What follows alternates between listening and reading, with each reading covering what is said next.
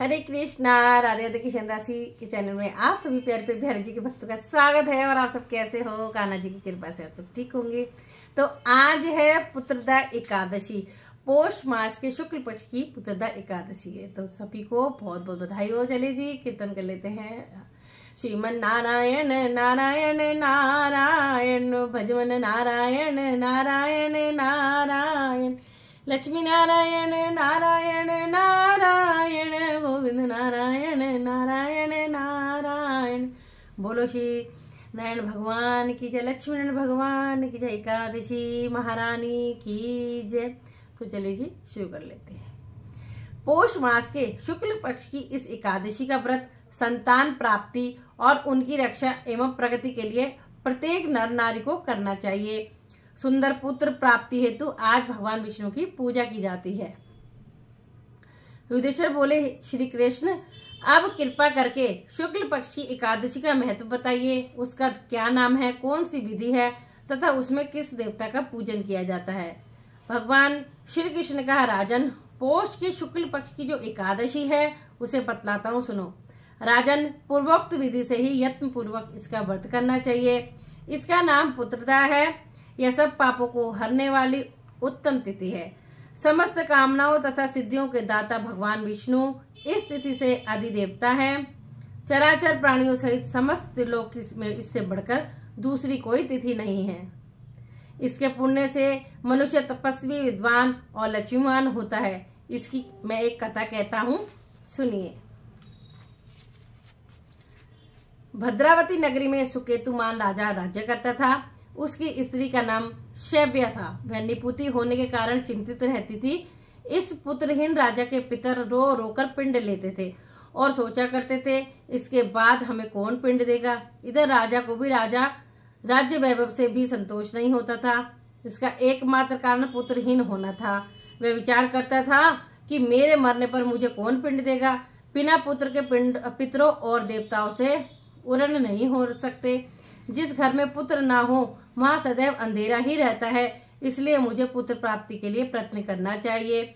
पूर्व जन्म के कर्मों से ही इस जन्म में पुत्र, धन आदि मिलते हैं।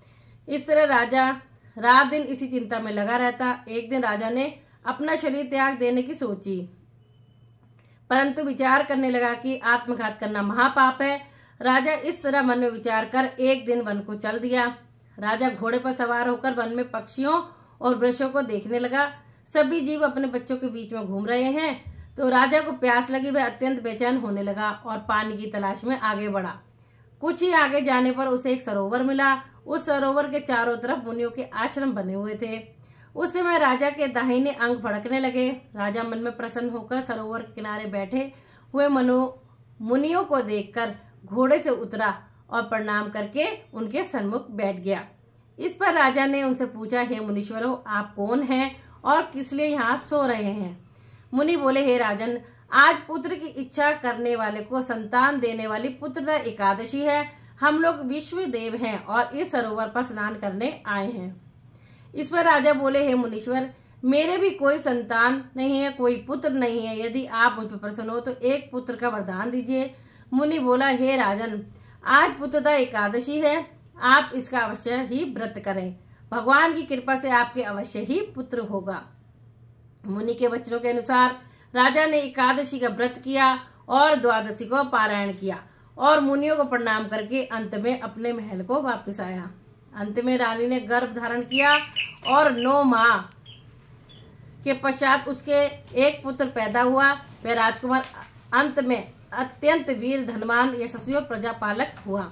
इसलिए राजन, पुत्रदा का उत्तम व्रत अवश्य करना चाहिए। मैंने लोगों के हित के लिए तुम्हारे सामने इसका वर्णन किया है। जो मनुष्य एकाग्रचित होकर पुत्रदा का व्रत करते हैं वे इस लोक में पुत्र पाकर मृत्यु के पश्चात सर्वगामी होते हैं। इस महात्म्य को पढ़ने और सुनने से अग्निष्टोम यज्ञ का फल मिलता है।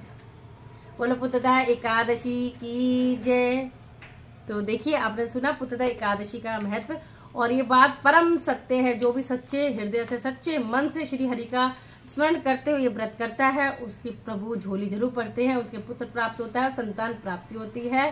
तो चलिए जी सभी एकादशी के नाम ले लेती हूँ। उत्पन्ना एकादशी, मोक्षदा एकादशी, सफला एकादशी, पुत्रदा एकादशी, षटतिला एकादशी, जया एकादशी, विजया एकादशी, आमलकी एकादशी, पाप मोचनी एकादशी, कामदा एकादशी, वर्धनी एकादशी, मोहिनी एकादशी, अपरा एकादशी, निर्जला एकादशी, योगिनी एकादशी, देवशयनी एकादशी, कामिका एकादशी, पुत्रदा एकादशी, अजा एकादशी, परिवर्तनी एकादशी, इंदिरा एकादशी, पापानुकुंजा एकादशी, रमा एकादशी, प्रबोधनी एकादशी, पद्मनी एकादशी और पद्मा एकादशी। तो जय श्री राधे। अगर अच्छी लगी हो कथा तो शेयर जरूर करना, एक लाइक करना और सभी को पुत्रदा एकादशी की बहुत बहुत ढेर सारी बधाई हो। और 22 जनवरी को हमारे रामलला की प्राण प्रतिष्ठा होने वाली है, तो सभी को बहुत बहुत बधाई हो। जय श्री राम, जय श्री राम।